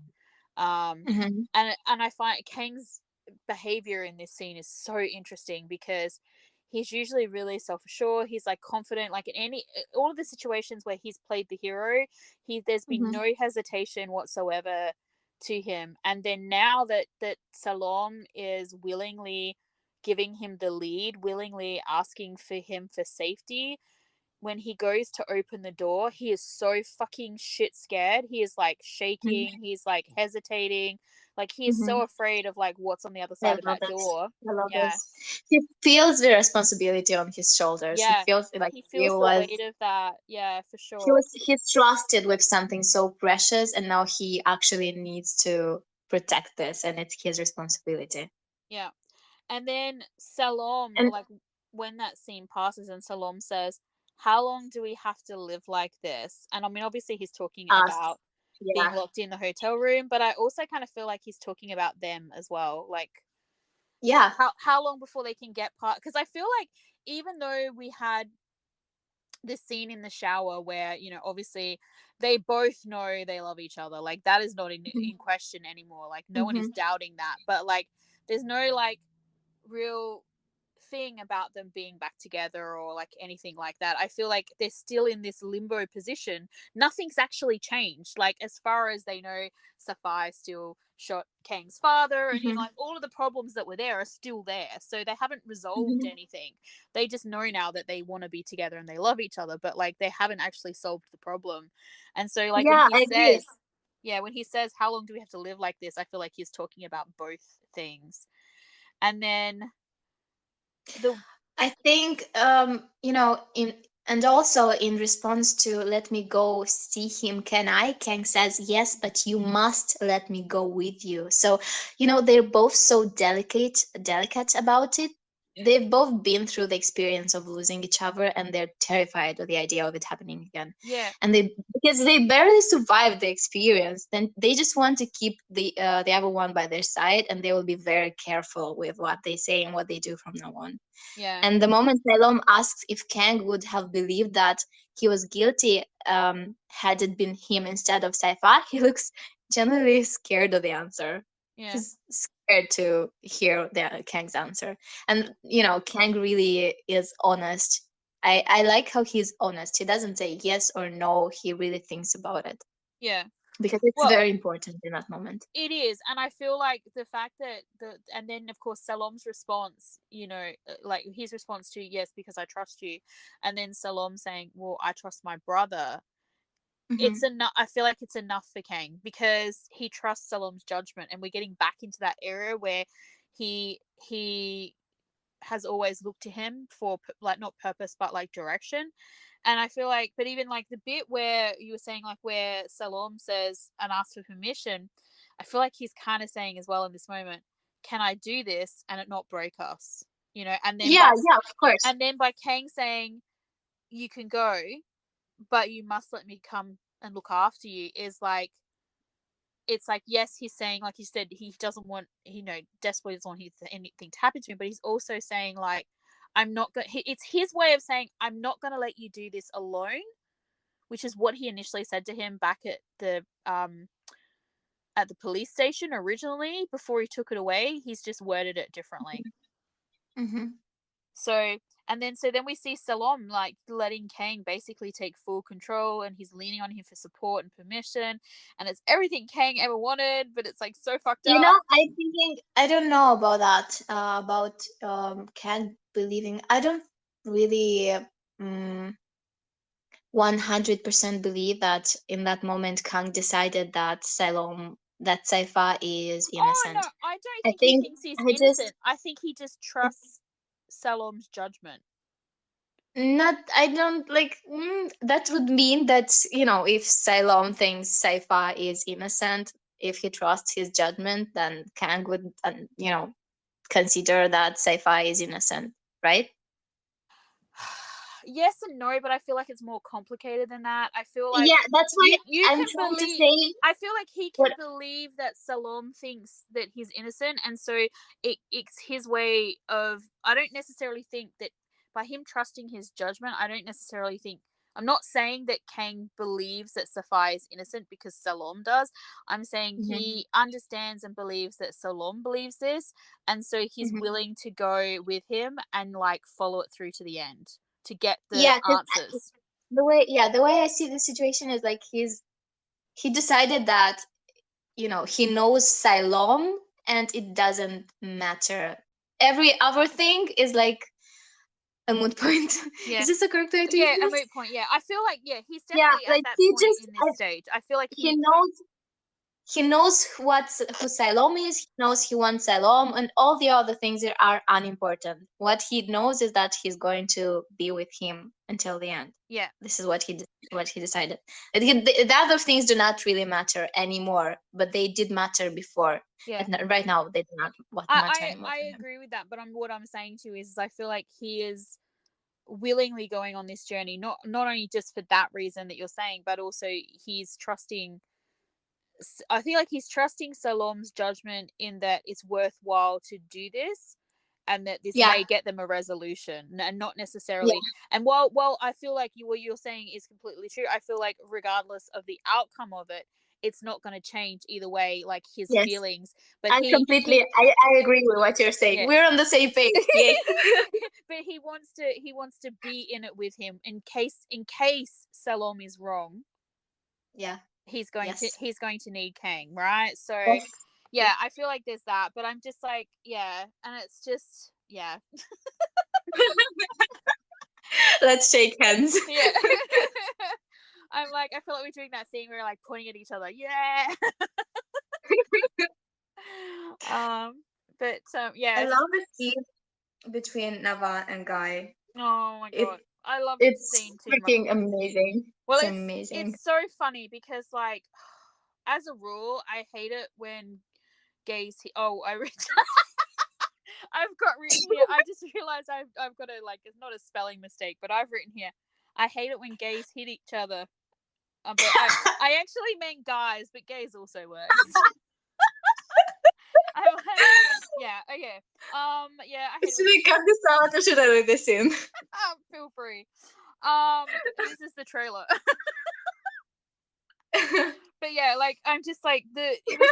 I felt like it was This such a happened clever. before. I Yeah. didn't. I have a deja vu. Yeah, I thought it was such a clever scene. I meant to look up the actor who plays Nava, but I didn't, and so I don't remember what his name is. But he in this scene does this bit where like before Guy comes out or as Guy's coming out behind him Yeah, yeah. and he's Hmm. blurred.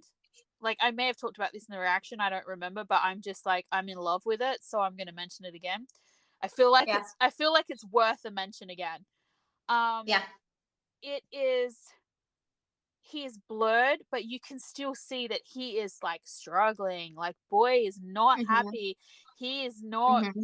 It is painful for him to think about Guy being this way and giving up and just like, and then even when he sort of says, I think I can't remember whether Guy says his name or he just says like, "What did you want?" or whatever. I can't quite remember exactly what the line is because I was so focused every time I watch this scene. I'm so focused on Nava, who is blurred out and isn't meant to be the focus of the scene, like doing this thing where he kind of like his facial expression is just like, oh fuck, I have to do this now. Like kind of like he's just like, yeah, I just everything about I it. think, yeah, he's heartbroken to have to do this He and to do is, this way with Guy because I think Guy has probably been Nava's dream for a while now, and he managed to build this bridge to his heart, and there's this mutual trust.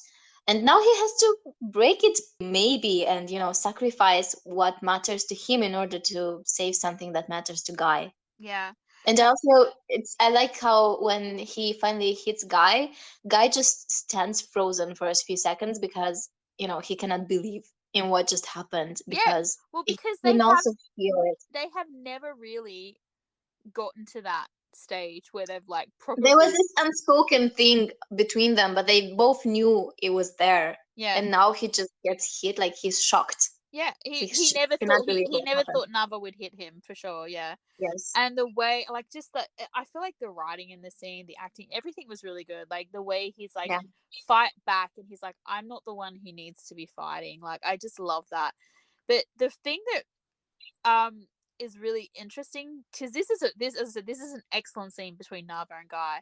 But what I found really interesting as well is because they're the first time we keep seeing all of these like scenes between Nava and Guy where it's like they're mirroring Safa not Safa Salom and Kang. And this was the first time I feel like we're sort of seeing a weird imagining of what I feel like Kang is trying to achieve unknowingly with Salom. Like he wants him to Mhm. fight, and he wants him Yeah, to yeah, yeah. fight for them, fight back, not just be this passive person in his own destiny. And more importantly, he doesn't want Salom to let him go so easily. Like he feels like he's being set aside. And Yeah. Salom thinks he's Yeah. protecting Kang, but all he's doing is hurting him. But like Kang would never do this. Like he would never hit Selom. Like he would never like. Do you know what I mean? Like it's just he doesn't know how to use his words. So and that, whereas Nava is like he uses his fist and the hit to like as like shock and awe to like wake Guy up for a second, and then he Yeah. drops the truth bombs on him. Like he's very articulate in this scene. He's very clear about what the problem is, how he's going to help, Yes, so with the right. I solution. mean, Like it's just this parallel, the way they mirror Kang and Salom's story, it's so interesting to observe this, mm, and it's funny because their theme for Guy and Nava is the shooting star, right? mm, But in a way, it's also Salom and Kang's theme, but not like it in reverse to what you just said, because we also, the shooting star is a wish, right? It's a mm, dream, is like a goal. And we had the birthday cake, the birthday wish in episode 3, but it was reversed. It was Salom asking Kang to fight and to have a wish and to, mm. I wonder. blow the candle. I really still like would love to know what he wished for. I wonder if it's like whether it was purely in that moment, like related to his father, or whether Hmm. because Salon was suddenly becoming this big thing to him, this big shiny bright beautiful thing, whether it's partly to do with Salon. Like I would love to know. When once again, I think this is a thing we're never going to find out, but I would absolutely love to know what he wished for. Hey, maybe it's in Hmm. the book, I don't know. But yeah, I just love this. I feel like Nava is so able to articulate himself well here. Like he uses the his actions to shock, but also to underline this intent of his like the intent of his message to Guy. And I feel like with Kang, like he just kept saying the wrong thing in frustration of their situation and his pain, and yet he kept getting angry with Salon when he didn't automatically understand him and read between the lines. And Yeah, it's yeah. like I'm reminded of the Just like scene. with the kiss, just like with the kiss. Yeah, but Just like also when he kissed him and he wanted him to understand, but it was not the best thing to do, and then he had to use words yeah, to get it's to like it Salom. And gets this is me. basically It the gets same thing me. that happened. Yeah, it gets me why people can't understand that his behavior that we're seeing in these like final couple of episodes. It's not it's not a new thing. It's not him being mean. It's not him like what it's like literally he he cannot, communicate properly, and as you said, it's perfect. He does the same thing in the kiss scene. Like the only thing he could say is like, I don't like it when you're like close to him, like because and it's like, well, Hmm. why not? Why don't you like that? Like what is your problem with that? Guilt, Like use guilt, your fucking guilt words. between Yeah. them. But I'm also Oh, like it's so reminded cute. of the scene as well when Salom is hurt by Kang's sudden shift towards Pimfar, because he thought they were on the same page and that they understood each other and their mutual feelings, and then suddenly he's like tra la la la la Pimfar, Hmm. Hmm. and so like it's the same sort of thing. Like they just every now and then, especially when they get in their own heads or whatever, they just cannot communicate, and it's like, oh Teenagers. yeah. I'm going to do a shout out to Cass the North Face on Tumblr again, because we've been talking with her, and she was talking about Nava and like how people have been sort of like bashing Kang for the bullying and stuff, but like Nava's actually much worse because he's the one like with Kang and Salom. Salom is the one with who's had the like longing, love slash crush or whatever forever. Hmm. Hmm. And Kang was the bully, but in the Nava guy situation, Nava was the bully, and yet we see in this scene that he has liked this boy for a really long time. So Yeah. I'm just gonna have to put it down to some really extreme like pigtail pulling on the playground. But like yeah, I must admit, I think when I do my rewatch, I'm gonna be watching him very carefully in regards to what's happening during those bullying scenes, because it doesn't seem to fit right with this intense feeling he seems to have for Guy. But I don't like I think not it does believe fit his. because he kept his distance, and then suddenly Guy was in conflict with Kang, and now he can, he was able to take, to focus Guy's attention on himself, and it was so exciting. But Yeah, but also, I it feel was like the wrong situation, and everything was wrong. Everything was twisted. Everything was no, weird. but I don't mean so much with Guy and Nava, because their shit was always a bit like, even when they were whatever, it was kind of a bit flirty. But he is also complacent in the bullying of Otto. So Oh, that's the issue I have. But at the same time, like, I don't not believe his feelings are like authentic and real. Like I 100% believe like what we're being shown here. I'm just trying to marry the two in my mind as to how he got from point A to point B. But maybe, I need to maybe rewatch it, what I think. happened. Maybe what happened is that he was not really in love with Guy from the beginning. Maybe he respected him. Maybe he was impressed. Maybe. And Maybe, also and maybe then when they started interacting, that's when, other things started developing for yeah. him. He actually became attracted, and he saw that, Yeah. I feel he like started catching feelings. also Because otherwise, yeah, for real, like, why would he do that to his yeah. friend? Yeah.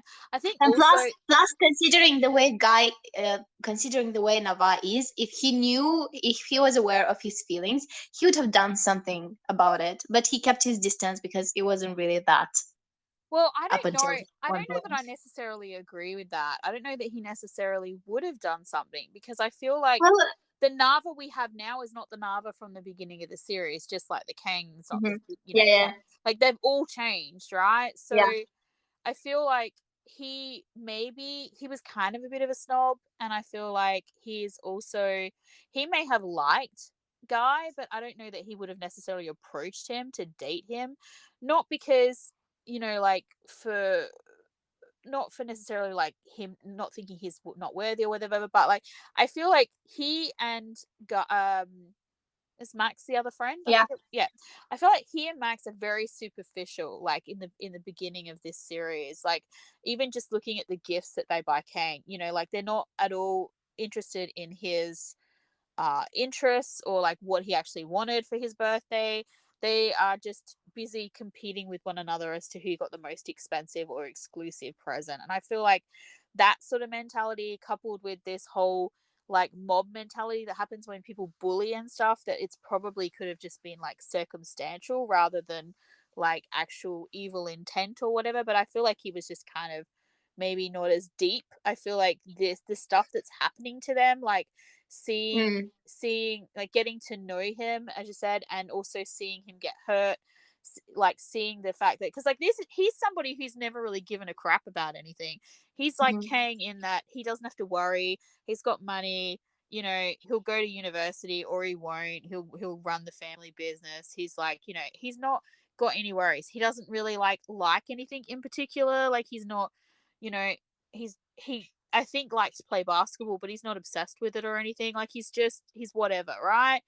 And then here's this guy who clearly is like, I mean, his school passionate. like guy's scholarship is for sports, right? Like, that's the whole reason he's at the school. It's not because he's like smart like Salom.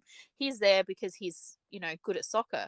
And so, like, here's this person who is, really like has a purpose, is committed, is kind, is strong, is, like gorgeous in his eyes, all these things. And he's learning all these lessons from him without even realizing it, I think. And also he's also to see someone who's like that suddenly not be like that, wilting. We Once again, it's another parallel between Salom so obviously changing, and like it's really, messing with Kang. Um and then also I feel like Nava can't be all bad, and we're showing that he's not all bad sort of early on as well because of the scene where they do fight and he gets injured, and he could have very easily gotten rid of Guy. Like, all he had to do was tell the truth, essentially. He didn't even have to lie. Um, and Guy would have lost his scholarship. Maybe, the real friendships that they created, like they got really close and it made them more real as well. Yeah, I think they're all That's just the really TV messed. show. I think they're all just really messed up and got like caught up in their each other's drama and that. Because look at how cute Max and Otto are. Yeah. Like they're like the most adorable besties ever. They were following Kang's lead. He's a, you know, lizard brained Yeah. Well, that's right. Kang was leader. the leader, isn't Leader. he? He was definitely Yeah. the leader. So, but it's so funny because my mum really was like, she was totally shipping Otto and Max. I'm like, Mum, they're just cute besties. Leave them alone. Yeah. And I thought I was Well, trying to make everybody gay. now Name's choice. I think Name had a choice to make. I mean, we had a choice to make in this episode. He owed his boss a debt of gratitude, but he also promised Saifa to take care of his brother. I And was just so so, glad he wasn't a killer. I was so worried he was going to be bad. well, he's now no bad that the thing that he so desperately didn't want to do to kill people. Well, he did it, but he did Yeah. it to protect someone. So if Yeah. Saifa was the one who told, I think this is implied that Saifa is the one who told him that once you get into the cycle of killing people, you might end up getting killed too. Well, he will not judge him for killing the boss. He will be grateful. Yeah. It's And so yeah, funny though. I Like, there's remember. a. I remember how we were talking about the fact that everyone has to change in this series, and you were concerned that he might end up unable to break out of his environment, but in the end, he did, and I'm glad he did. Yeah. I'm like, I literally said in here something like, holy crap, I love Name so much. So, like, and a huge part of that is because basically, like, he saved them ultimately. Like, he saved us all because I'm sorry, but if, like, Salom had died or Kang had died, I would have just been like, yeah, this episode wouldn't have happened because Zoe would be in a fetal position somewhere, rocking Mhm. back and forth and sobbing. And also, Name, it's okay. I was kind of bitchy about him calling Salom and Kang in the last episode. It's okay, it's fine. People do make dumb choices in a stressful situation. Well, in And his defense, they he did they just did get hit him. in with They a did baseball hit him bat. in the head with a bat. What did Yeah, you say? I was just gonna say same. I was gonna say in his defense, he had just been hit in the head with a baseball bat. Yeah. But as I don't know whether it was you or Cass said, the police just showed up, so obviously someone had called the police, and I we can think assume, I he guess, did. that it was him. Yeah, who else? I mean, I don't know, maybe Kang and Cylon, but I don't know. But what I wanted to say was that, like, after he shot the big boss, like, he closes his eyes for just a brief second, which I Mm. feel like could have just been, an accident of timing. Maybe the actor just blinked and that's how it worked out. But I I like to don't think think so. of it that maybe it could actually have been a choice because I feel like it fits where he's feeling that way, where even though he shot someone who deserved it and was essentially evil, and he did it in the service of protecting someone or Yeah. someone's innocence, I still feel like it would make sense to have a reaction like that to the loss because he's ultimately become the thing that he wanted to avoid, which is a killer, even though he's done it for the right reasons. It's still like, it's like they say to, like, so about soldiers and that, like, even if you are killing someone for the right reason or like whatever, like it's a stain on you that you can never wash off. Like, you just, unless you're like some sort of, sociopath or something, then you're not, or psychopath. I always get the two mixed up. Um, unless you are not, human, you are always going to feel that stain, whether they deserved it or not. And I mean, I'm not saying he's actually killed him. I don't know if he was really dead or not. I mean, I kind of hope he was, but like, I feel like that is something that hopefully, although it like may affect him, that he can get past because he did it for the right reasons, and it's not, it does Well, it doesn't and it doesn't also, have to define him. action. Yeah, and I also like, I think the actor who played the boss did a good job. There are so many times when in a series they assign an actor who doesn't know what they're doing, but Yeah. this actor committed. He committed to the role. He Yeah, was well, good. even There, in the end scene where he's sort of almost being comedic, because I saw people as well commenting on like how he was like, like telling them to be quiet, even though they're like he just discharged his weapon or whatever. But it's like that's such it a villain fits. He's thing. a It's villain. such a Yeah, villain thing. Yeah. he's just like he was like in the zone, but It's a villain line. Yeah, and also like the scene where they were climbing the scenes of the stairs of the hospital, the yeah, boss and his minions. And also the frame was tilted when they were walking down yeah, the hall to Kang's dad's room, a Dutch angle.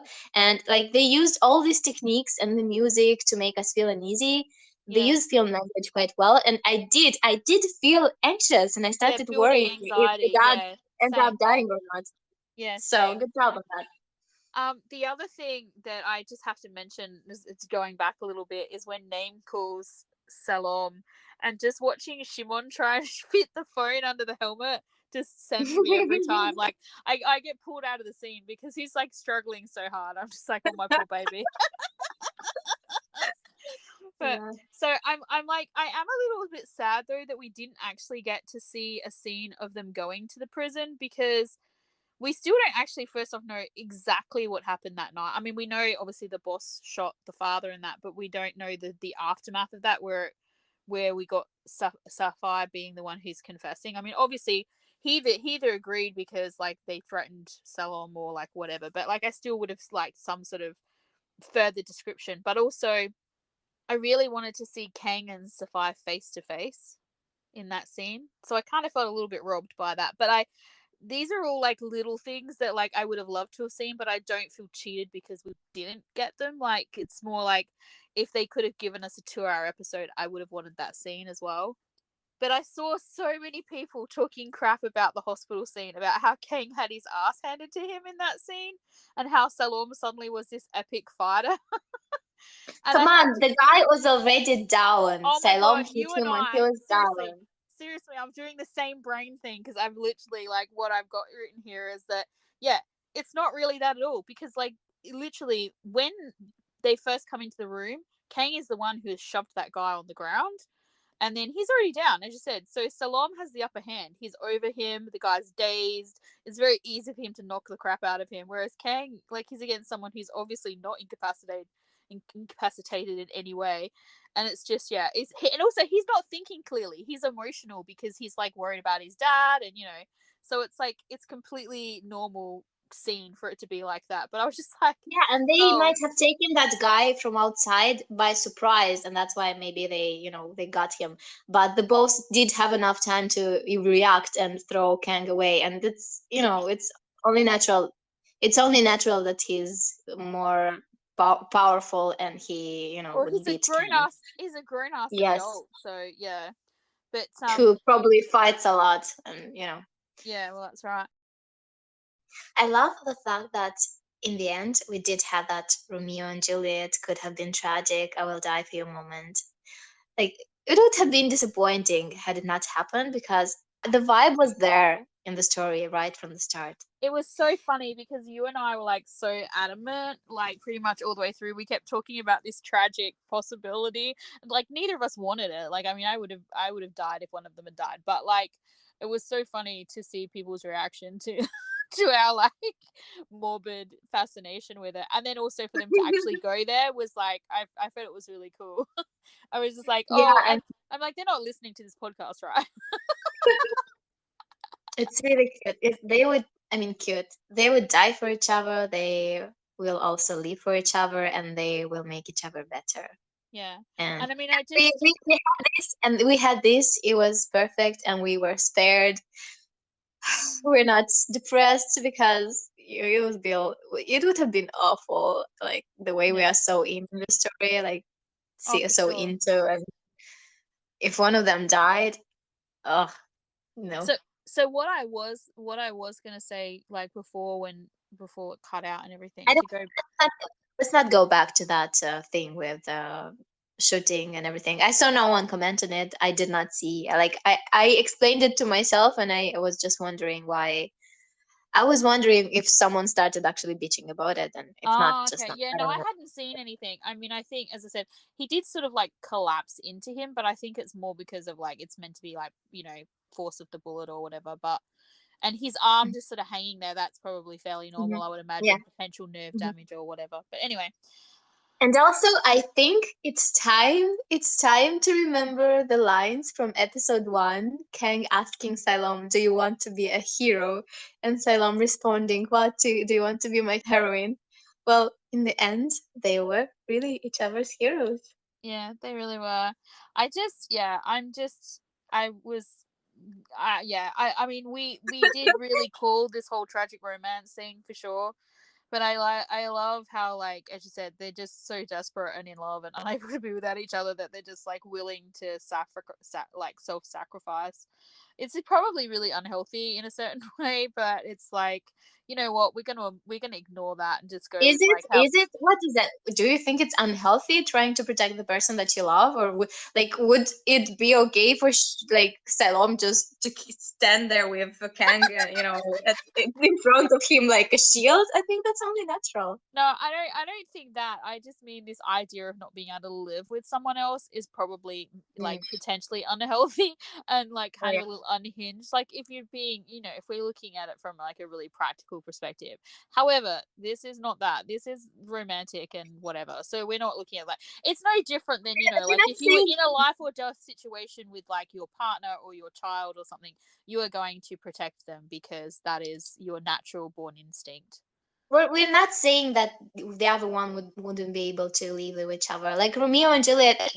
But the other stories that I talked about was A Walk to Remember, Titanic. I Yeah. don't remember if there was something I else. mean, And in these stories, they actually the character that survives survives. wants to live and lives a full life because Yeah. they were changed. Well, I This mean, love was.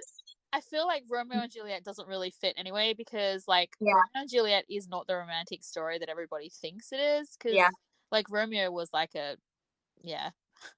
It would have been, it was, would have been this one if they both died. But Yeah. I'm it's like not, and I'm it's like not I'm even like the other ones, because I think if one of them died, that the other one wouldn't have been happy and living a fulfilling life and everything. They would have been destroyed. yeah, I But think so. it's like that, but with them, both of them surviving and making each other better. Yeah, and this like little like smile at the end. I'm like, and the hug, and like there was no. I'm just like, I hope this means that it's good. It's all good next episode. We only have like 40 something minutes. We don't have time for any more conflict or drama. I'm like, just give me all the cute stuff. Um, the other thing that I noticed, and this is the reason why why I was like, wait, I need 10 more minutes before we start recording was because I had to go back. The thing I noticed in this episode is the only time that Salom says Kang's name is when he's talking about him to other people. He doesn't directly address him in that way until the very last part of this episode when um after Name calls them and tells them to go to the hospital, he calls him his full name, Kang Han, and like when he's urging him to hurry. And then after Kang gets shot, he says his name. The rest of the Oh, time, he this is calls an him you. interesting detail. Interesting detail. Yeah, It's like and so it hurts him. It's like when you say someone's name is something, it's something intimate and yeah. like Well, it's this. he. It's so interesting. I felt the way they did it. So, like as I said, the time when he's trying to distance himself from Kang, he's referring to him as you. When Hmm. he's afraid, but it's like really super important, he uses like his full, like I guess, adult version of his name. And then when he is, hurt, it's his like, I guess nickname. The as you said, the more informal, intimate version of it. Um, What about Kang? Does he? I did not notice, but I don't think he calls him his name at all in the whole episode. Hmm. He only calls him his friend. Yeah, his friend. I think that's the only time he actually sort of refers to him. Otherwise, he manages to to sort of avoid using even using you or whatever, like only in descriptive, when he says like I never wanted to leave you, like he never, like it's not, which is how you would normally say it. He wouldn't say I never wanted to leave Salom, because that would be him telling that, narrating it to somebody else. So his language, it didn't lend itself to know whether or not he was doing that on purpose, whereas with Mhm. Salom, it was definitely on purpose. Mhm. So I thought that was very interesting. I just want to mention that Shimon's acting in this end scene before they hug, his eyes could tell stories on their own, and they do. They do. Freaking amazing the way he looks at him with love and gratitude and trust, and there's so many emotions before Yeah, they hug. It's just yeah. amazing. As I Shimon's said, eyes are just like wow, yeah. As I so said, expressive. And I feel like yeah, in this episode, like Perth, Shimon, the actor who plays Nava, uh, Bepang, I think is how you say his name. I'm butchering it. But Safi's character, he did really good. The actor who played Name everyone did really good. everyone did Like a really good literally, it was job. amazing. Yeah. So, and I'm just like, oh, Yeah. and it's funny because we've been talking about like things we want to see them do in the future and all this sort of stuff, and it's like I don't know, I don't know that I would really. I mean, on one hand, I kind of would like to see them in like a much lighter, happier drama, but also Mm. at the same time, like I feel like they lend themselves to being something They'd really be super bored. dramatic. They'd be bored in a light-hearted drama. They I want feel to do like it would be something a where they waste of their challenge as skills. actors. Yeah, it'd be a Yeah. waste of their skills. So I don't know. Although I'm really comedy curious to see. comedy is comedy is a hard thing to do, so it is also challenging. But we'll see, I Yeah, guess. I know. I'm curious to know what's next for them, Mm. for sure. So But we will watch it for sure. yeah, That's so so we're planning on having an episode, a podcast episode where we talk about the series in general, and we want to interact with you guys. We want to know what you're interested in, what you liked, what you did not like, what you want us to speak about. yeah, was there something that we never mentioned that you were like screaming at home, going like, "Why are they talking about this? We want to know so we can talk about it." But also we want to know like did we say something that you disagreed with? Like, what's your take on on this? And just we would really love for some Or questions or maybe, some or theories maybe, or or maybe you said something that you agree with and you just want to let us know that you love us very much. Yeah, it's all the all praise. that's right, all of these things are welcome. So there's a bunch of Yes. different ways you can reach out to us. You can get us on Twitter or on Tumblr at critically obs.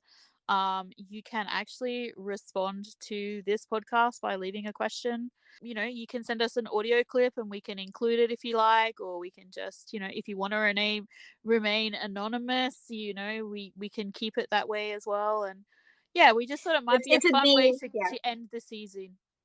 It would be really fun to interact because we're not really sure if anyone is listening to us. Like we know some people that are listening, Yeah. but other than that, we're just like speaking into the void, and it would be cool to if you want to interact with us. We've had lots of fun like chatting with the people who have reached out to us, and it was nice to know that we weren't just screaming into the void, because I kind of thought we were for a while. I We could I probably could were see for the a I while. could see the counts going up on the episode, like the listens, but I'm just like, is that an error? So Yep. it would be really cool to let us know what you think. What is there something you'd like us to talk about in the future podcasts? Maybe you've got an idea, or maybe specifically more like dangerous romance related. As I said, maybe something we said frustrated the hell out of you, or maybe something we didn't say frustrated the hell out of you, or as Marilla said, maybe you just really loved something we said and you've got something to add, or you know. Yeah, no, I prefer that I really like something you said over the something that just frustrated the hell out of me.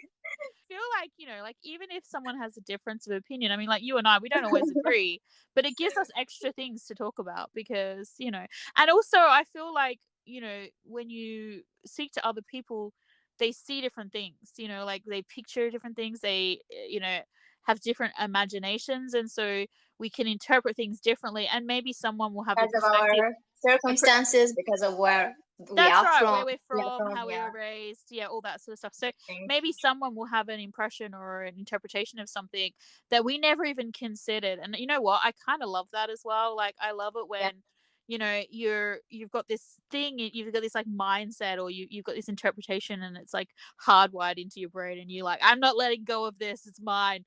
And then someone comes along and says, like blah blah blah, and you're like, oh my god, wow, I never even thought about it like that. And I love having perspectives change like that. I think it's really interesting. So I would be happy to take on those. But yeah, So I think it'll be a lot of fun. We've still got a couple more episodes before we get to that one. It'll probably be our last Dangerous Romance episode. But Friday, oh, episode 12. I can't believe it's here. Well, that was fun. at least for us it was. If you made it to the end, I'm not sure if we should apologize or congratulate you. But thanks again for spending your time with us. Join us in the next podcast as we react to the next episode of Dangerous Romance. Please check out our Twitter and Tumblr at criticallyobs for all future posting schedules. Bye for now, I'm Mirella. And I'm Zoe, and we'll see you next time.